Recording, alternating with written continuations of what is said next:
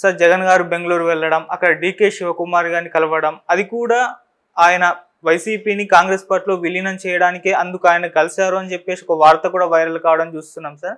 నిజంగా మరి వైసీపీని కాంగ్రెస్లో విలీనం చేసే అవకాశం ఉందా? అసలు ఎందుకు కలిసినట్టు సార్ ఆయన? ఇప్పుడు ఒక వార్త వైరల్ అవుతుంది. అదేంటంటే జగన్ బెంగళూరులో ఉన్నాడు, అక్కడ యలహంకలో ఆయన భవనం ఉంది.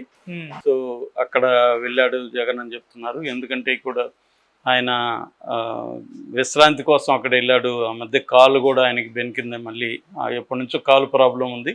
మళ్ళీ మొన్న జనమంతా విపరీతంగా మీద పడడం, తర్వాత రోజుల తరబడి నిలబడి అక్కడ 3 రోజుల పాటు వచ్చిన వాళ్ళతో అందరితో మాట్లాడాల్సి రావడం, ఇట్లాంటివంతా మళ్ళీ కాలు మీద ప్రెజర్ పెరిగింది. అందుకని దానికి కొద్దిగా ట్రీట్మెంట్ తీసుకొని విశ్రాంతి కావాలని ఇక్కడ ఉంటే జనం వస్తూ ఉంటారు కాబట్టి తను బెంగళూరు వెళ్ళాడు అనేది వైసీపీ వాళ్ళు చెప్తున్నారు.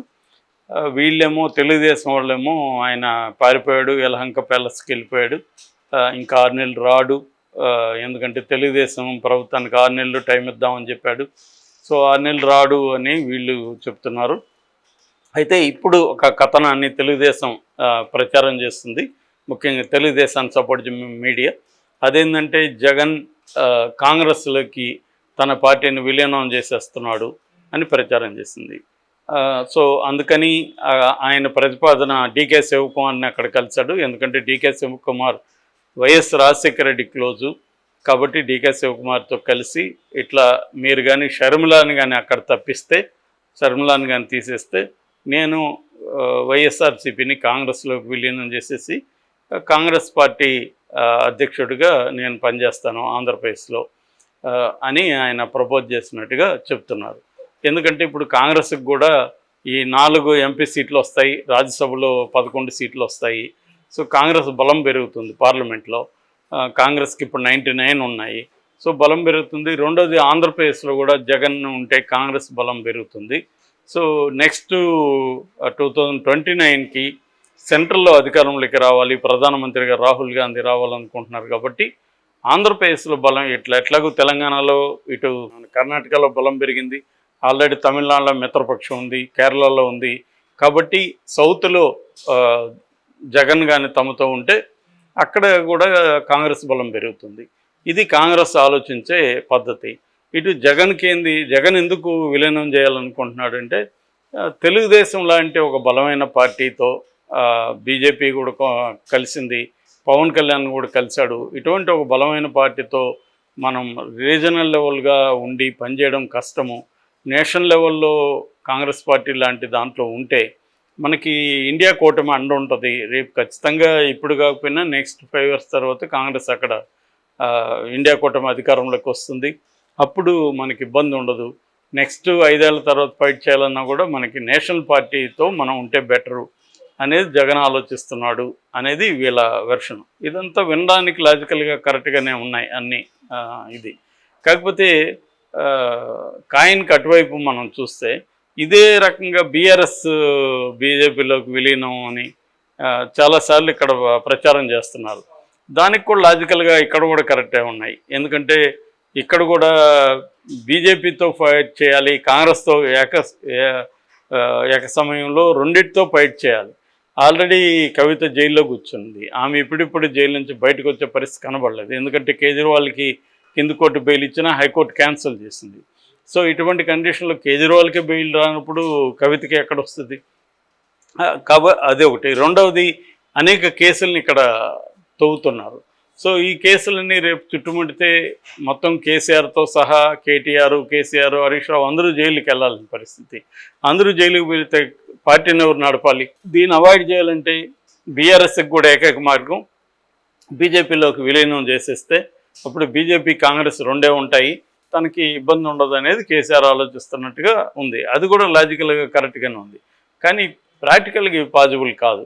ఎందుకంటే ఇప్పుడు కాంగ్రెస్ అక్కడ ఏముంది, ఆంధ్రప్రదేశ్లో 2% కూడా వాళ్ళకి ఓటు రాలేదు. జగన్కి 40% వచ్చింది.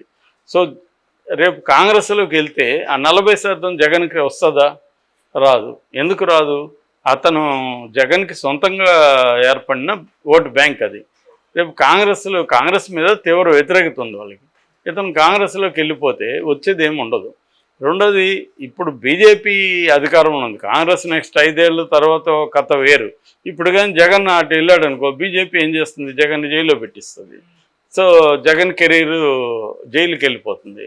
సో ఆల్రెడీ చంద్రబాబు అండుకో ఊవిళ్ళు ఊరుతున్నారు ఎప్పుడెప్పుడు జైల్లో పెడదామని.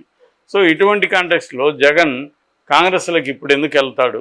ఒకవేళ ఏమన్నా ఉంటే మీకేమన్నా బలం పెరిగి మీకేమన్నా 4 ఎంపీల అవసరమైతే నేను మీకైనా మద్దతు ఇస్తాను. అది ఎప్పటి నుంచో ఓపెన్గా కూడా జగన్ చెప్తున్నాడు. మనకు ఇక్కడ ఆంధ్రప్రదేశ్కి ప్రత్యేక హోదా ఇచ్చే ఏ పార్టీకైనా నేను కేంద్రంలో మద్దతు ఇస్తాను నేను ఎప్పుడో చెప్పాడు, కాంగ్రెస్ అయినా బీజేపీ అయినా. కాబట్టి అది ఇవ్వడానికి రెడీగా ఉంటాడు తప్ప ఇప్పటికిప్పుడు కాంగ్రెస్లో అతను ఎందుకు విలీనం చేస్తాడు? ఇదంతా ఏంటంటే నేను అనేక వీడియోల్లో చెప్తున్నట్టుగా వైసీపీని ఆల్రెడీ అది ఆయన ఎవరు అయ్యన్న పాత్రుడు చెప్పినట్టుగా ఓడిపోయాడు కానీ చావలేదు కాబట్టి చంపేయాలి అనేది. అది అందుకోసం రకరకాల పుకార్లు రోజుకోటి వస్తూనే ఉన్నాయి, ఇంకా వస్తూనే ఉంటాయి. ఇవి క్రియేట్ చేయాలి. అంటే విలీనం అయిపోతుందంట, బలహీన పడిపోయింది అనేది క్రియేట్ చేయాలి. వైఎస్ఆర్సీపీ పార్టీని అనేక రకాలుగా ఇబ్బంది పెట్టే దాంట్లో భాగంగానే వీళ్ళు అనేక నెరేటివ్ల్ని, పిక్చర్స్ నెరేటివ్ల్ని జనంలో సర్క్యులేట్ చేస్తుంటారు. అందులో భాగంగానే వైఎస్ఆర్సీపీ పార్టీ పని అయిపోయింది, ఇది కాంగ్రెస్లో విలీనం అయిపోతుంది. కాబట్టి జగన్ డీకేతో మాట్లాడచ్చు, బట్ మాట్లాడడం అనేది విలీనానికైతే అవుతుందని నేనైతే అనుకోవట్లేదు. దానికంటే కూడా జగన్ ఇంకొక వెర్షన్ వినిపెడుతుంది. అదేంటంటే విజయసాయిరెడ్డి బీజేపీలోకి వెళ్తున్నాడని, జగనే పంపిస్తున్నాడని. ఎందుకంటే బీజేపీలు ఉంటే అతను డీల్ చేసుకుంటాడు. గతంలో చంద్రబాబు అదే చేశాడు, తన మనుషుల్ని బీజేపీలో పెట్టడం వల్ల బీజేపీ పార్టీలో ఏం జరుగుతుంది, ఎవరెవరు ఎక్కడ ఉన్నారు, ఎట్లా మనకి అవసరం ఉంటే ఏం చేయాలి, ఇవన్నీ చంద్రబాబుకు ఉన్న తెలివితేటలు అవే. ఆ ప్రతిపక్షాల్లో కానీ వివిధ సంస్థల్లో కానీ తన మనుషుల్ని చొప్పించడం అనేది చంద్రబాబు ఎప్పటి నుంచో చేస్తున్నాడు. అది ఇప్పుడు జగన్ కూడా నేర్చుకోవాలి కదా, తప్పదు. సర్వైవల్ అండ్ ఫిట్టెస్ట్ అనేది కదా సూత్రం. నువ్వు బలవంతుడైతేనే బతుకుతావు, ఇక్కడ బలహీనుడైతే బతుకవు. సో అందులో జగన్ దగ్గర డబ్బు ఉంటే సరిపోదు కదా, మిగతా వ్యవస్థల మీద పట్టు కూడా రావాలి కదా. సో అందులో భాగంగా జగన్ బీజేపీలకి తన మనుషులను పంపించడం కావచ్చు, అట్లాంటివి చేసుకోవాలి తప్ప కాంగ్రెస్తో విలీనం అవ్వడం వల్ల జగన్ ఉనికి అనేది పోతుంది. రెండోది ఫ్రీడమ్ ఉండదు. నెక్స్ట్ జగన్ అక్కడ చేరినప్పటి నుంచి వాళ్ళు చెప్పిన మాట వినాలి. జగన్ ఏ నిర్ణయాలు సొంతంగా తీసుకోలేడు. దానికి అలవాటైన వ్యక్తి అట్లా చేయాలంటే ఎప్పుడో చేసి ఉండేవాడు, అప్పుడే సీఎం అయి ఉండేవాడు కాంగ్రెస్ తరపుని. కాబట్టి ఇవాళ జగన్ వెళ్ళి కాంగ్రెస్లో విలీనం చేస్తాడంటే నాకు తెలిసి ఎవరు కూడా నమ్మరు. తెలుగుదేశం వాళ్ళు నమ్మకపోయినా ప్రచారం చేద్దాంలే, ఎవడో గొర్రెలు ఉంటారు కదా నమ్ముతారులే అని వాళ్ళు ఎప్పటి నుంచో అదే చేస్తున్నారు, సక్సెస్ కూడా అయ్యారు. కాబట్టి ఇంకా రెట్టించిన ఉత్సాహంతో రోజుకి ఒక స్టోరీ వదులుతూనే ఉన్నారు ఇలాగా. దానివల్ల ఏం జరుగుతుందో తెలియదు. జగన్ మొత్తానికి ఇది కూడా అతనికి కూడా టెస్ట్ అయ్యేది, జగన్కైనా వాళ్ళ కేడర్కైనా నాయకులకైనా ఇది ఖచ్చితంగా పరీక్షా సమయం. దీని అన్నిటినీ తొక్కొని నిలబడి ఉండాలి.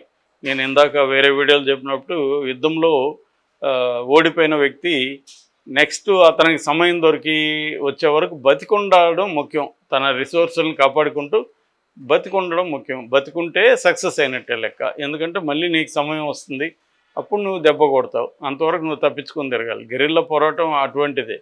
కాకపోతే ఇక్కడ ఇది కూడా ఒక రకమైనదే. అయితే నీకు ఓడిపోయినప్పుడు, నీకు గెలిచినప్పుడు నువ్వు సపోర్ట్ సిస్టమ్ని బిల్డప్ చేసుకుని ఉంటే